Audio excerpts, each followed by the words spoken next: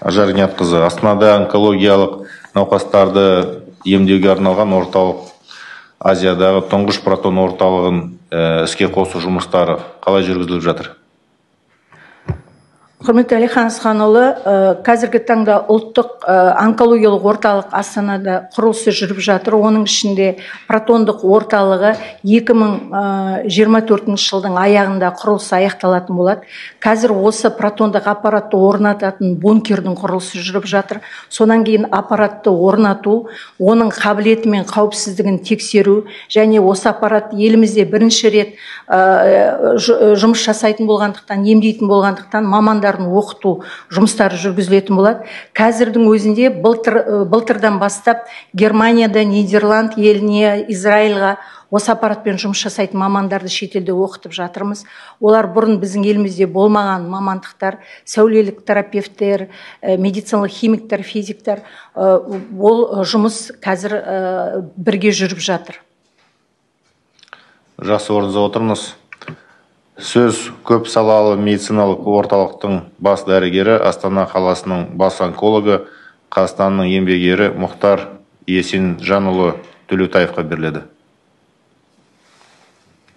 Қайырлы күн, құрметті әріптестер.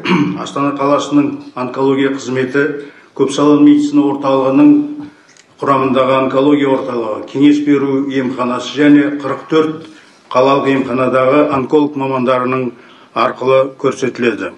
Орталықтың тәулік бойы емделетін 10 бөлімшелерінде жыл бойында 12 мыңнан астам адам медициналық көмек алады. Хирургиялық, химиотерапия, дәрі-дәрмекпен және сәулелі ем жолдары қазіргі заман талаптарына сай деңгейде орталықтың жұмысында толық игерілген.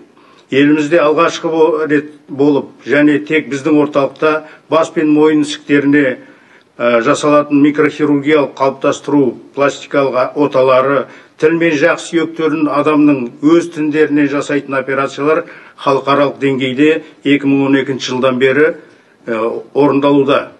Орталықтың негізгі ғимараты 2009 жылы қажетті құрал жабдықтармен жасақталып, іске қосылған.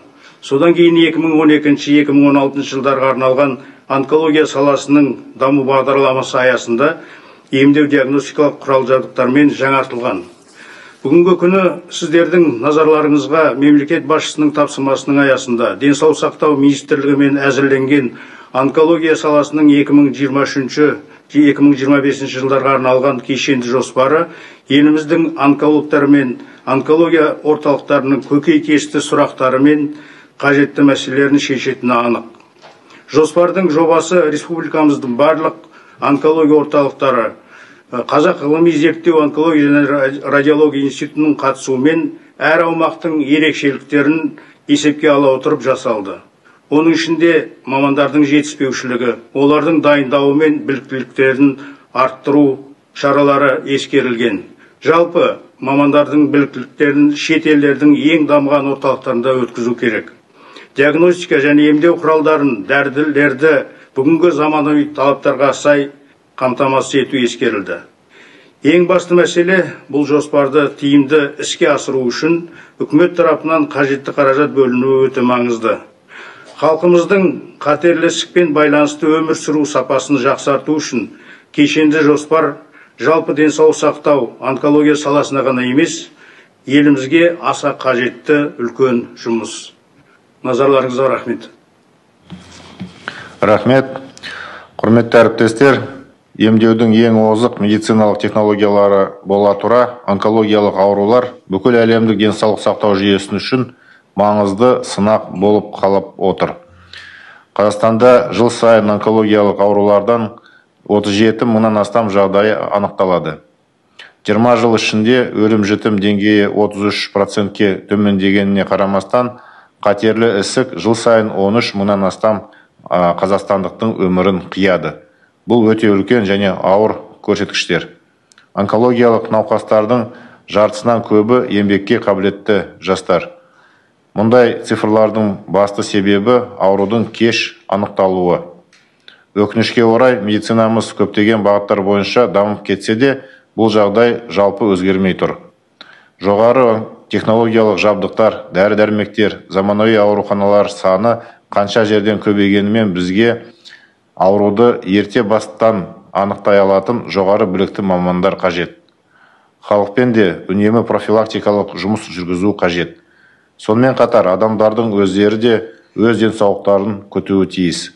Өңірлерде медициналық көмектің сапасын жақсарып, қолжетімді болуын қамтамасыз ету бойынша жүйелі шараларды тұрақты негізде қабылдау қажет. Біз қала мен ауыл тұрғындары өңірлер мен Астана арасындағы медициналық қызмет көрсету сапасының алшақтығын төмендетуге тиіспіз.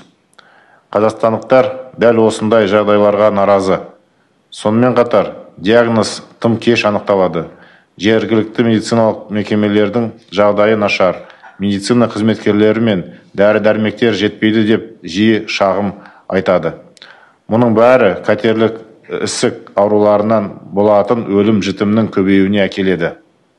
Мысалы, Ақмола, Шығыс Қазақстан, Солтүстік Қазақстан, Павлодар және Қостанай облыстарында ауруды ерте бастан анықтау деңгейі өте төмен және қайтыс болу деңгейі жоғары.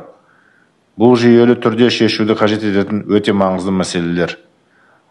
Адамдардың отандық медицинаға деген сенімін қалпына келтіру керек. Олар клиникаларды салып, жабдықтар мен дәрі-дәрмектерді сатып аламыз. Заманауи емдеу әдістерін енгізіп жатырмыз. Онкологиялық аурулармен күресудің жаңа кешенді жоспары осыған бағытталған. Онда ұсынылған шараларды жалпы қолдаймыз. Сонымен қатар, мына мәселелерге назар аударғым келеді.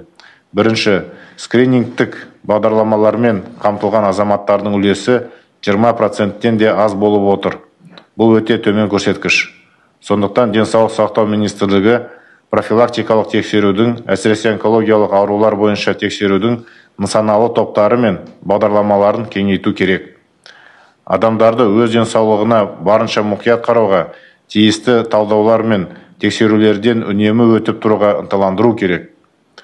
Ол үшін денсаулық сақтау және ақпарат министрліктері әкімдіктермен бірлесе ауқымды ақпараттық жұмыс жүргізу қажет. Екінші, қатерлі ісіктерді ерте анықтау үшін диагностиканың неғұрлым тиімді шараларын ұсыну қажет. Әлемдік тәжірибені ескеріп, жетекші қазақстандық ғалымдар мен халықаралық ұйымдардың сарапшыларын тартқан жөн. Бұл шаралар онкологиялық аурулармен күрес жөніндегі осы кешенді жоспарға енгізілуі тиіс. Сондай-ақ оны қаржыландыру мәселелерін Қаржы министрлігі мен әкімдіктермен пысықтап, тиісті қаулыны үкіметке биылғы 10 мамырға дейін белгіленген тәртіппен енгізу қажет.